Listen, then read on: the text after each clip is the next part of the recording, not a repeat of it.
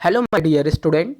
In this video, I talk about the Biosphere Reserve, National Park and Sanctuary. So mostly तो मैं ये बात यहाँ पर करने वाला हूँ कि इन तीनों में क्या डिफरेंस होता है, हम कैसे कंपेयर कर सकते हैं बायोस्फीयर रिजर्व को, नेशनल पार्क को एंड सेंचुरीज को. So moving forward about the some specific points related to these three thing. So first thing यहाँ पर मैं कुछ फीचर्स के बारे में बोलूँगा और उन फीचर्स के बेस पे कंपेयर करेंगे हम बायोस्फीयर रिजर्व को, नेशनल पार्क को एंड सेंचुरी को. सो फर्स्ट पॉइंट यहाँ पर होता है साइज रेंज. साइज रेंज के बेस पर अगर हम biosphere reserve, national park and sanctuaries को डिफ्रेंशिएट करते हैं तो यहाँ पर बायोस्फीयर रिजर्व का साइज रेंज होता है over 5670 square kilometer. That means ये एक बहुत ही ब्रॉड एरिया पे प्रेजेंट होते हैं, बहुत ही ब्रॉड रेंज इनकी होती है. और अगर हम नेशनल पार्क की बात करते हैं सो कॉमनली 100 to 500 स्क्वायर किलोमीटर के एरिया में ये प्रेजेंट होंगे, ये इनका साइज रेंज होगा. और सेम सेंचुरीज की भी commonly 100 to 500 square kilometre size range present होता है.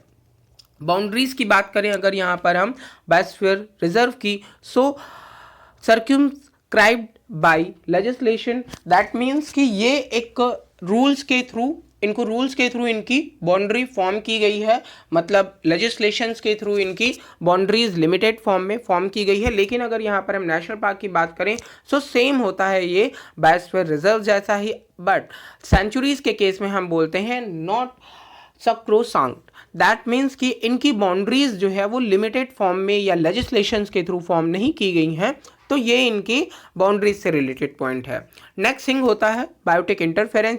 बायोटिक इंटरफेरेंस का मीनिंग होता है कि जो भी ह्यूमन बीइंग का इन्वॉल्वमेंट्स है वो कितने अमाउंट्स में प्रेजेंट है. तो अगर हम यहाँ पर बायोस्फीयर रिजर्व्स के बारे में बोलते हैं, बायोटिक इंटरफेरेंस के बारे में बोलते हैं कि ह्यूमन बीइंग या दूसरे ऑर्गेनिज्म का कितना इंटरफेयर होता है बायोस्फीयर रिजर्व्स के केस में, तो नो हम बोलते हैं. यहाँ पर कोई भी बायोटिक इंटरफेरेंस नहीं कर सकते हैं हम. देन उसके बाद लेकिन एक्सेप्ट कुछ रीजंस होते हैं, जैसे बफर जोन जो होता है वहाँ पर एक लिमिटेड टाइम पीरियड में एक लिमिटेड ह्यूमन एक्टिविटी को अलाउ किया जाता है. एंड कुछ ट्राइबल पीपल्स भी वहाँ पर रहते हैं, ट्राइबल पॉपुलेशंस भी रहती है. दैट मीन्स आदिवासी जो है बायोस्फीयर रिजर्व्स में पाए जाते हैं. नो. देन अगर हम नेशनल पार्क की बात करेंगे बायोटिक इंटरफेरेंस में, तो यहाँ पर भी नो है, बट जो इनका भी बफर जोन होता है वहाँ पे ह्यूमन लिमिटेड एक्टिविटी हो सकती है और इसमें भी कुछ ट्राइबल्स पॉपुलेशन लिव रहती हैं. बट अगर हम सेंचुरीज की बात करें तो यहाँ पर बायोटिक इंटरफेरेंस लिमिटेड अमाउंट्स में परफॉर्म किया जा सकता है.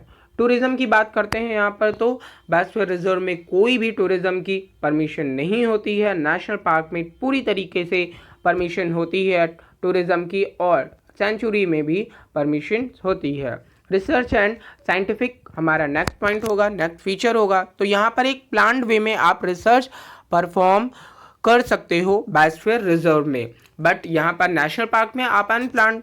दैट मीन्स आप टूरिज्म के लिए गए हो, आपको अच्छा लगा, आप कुछ इन्वेंट करना चाहते हो या कुछ प्रैक्टिकल्स करना चाहते हो, तो आप वहाँ पर परफॉर्म कर सकते हो नेशनल पार्क में. और सेम यहाँ पर सेंचुरी में भी होता है.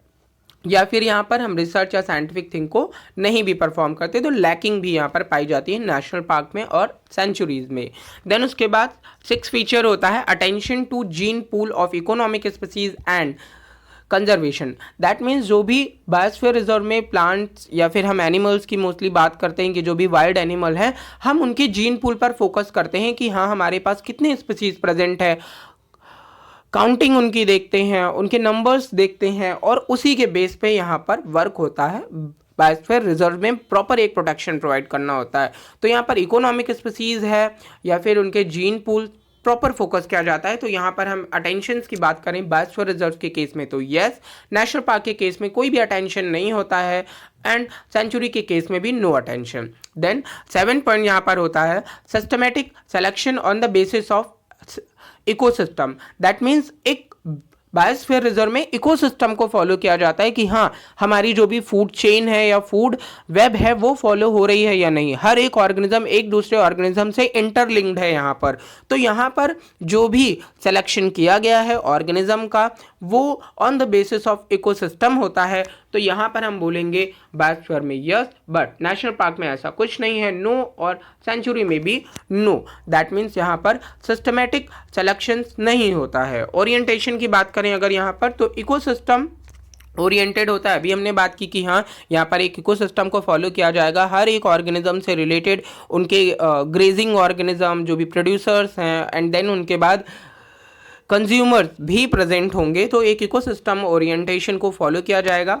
देन अगर हम यहाँ पर नेशनल पार्क की बात करें तो यहाँ पर स्पीसीज ओरिएंटेशन प्रेजेंट होता है एंड यहाँ पर हैबिटेट या फिर जो भी पर्टिकुलर वाइल्ड एनिमल हैं उन पे फोकस किया जाता है, उनको प्रोटेक्शन पे, दैट मीन्स उनकी स्पीसीज पे फोकस किया जाता है, ना कि हम यहाँ पर किसी भी इकोसिस्टम ओरिएंटेशन को फॉलो करते हैं। देन सेंचुरी के केस में भी यहाँ पर स्पीसीज ओरिएंटेशन ही होता है कि आपने वाइल्ड लाइफ सेंचुरी जो भी फॉर्म करी है वो टाइगर से रिलेटेड है या बियर से रिलेटेड है, डियर से रिलेटेड है, तो इनके केसेस में हम स्पीसीज ओरिएंटेशन की बात करते हैं। सो स्टूडेंट्स, यहाँ पर मैंने आपको 8 फीचर्स के बेस पे biosphere reserve, national park and sanctuaries में डिफरेंशिएशन बताया। आई होप ये कुछ अंडरस्टैंडिंग रहा होगा फैक्ट आपके लिए, बिकॉज ऑफ ये इंपॉर्टेंट है आपके एग्जामिनेशन पॉइंट ऑफ बेसिस पर और आपके नॉलेज के बेसिस पर। Thank you.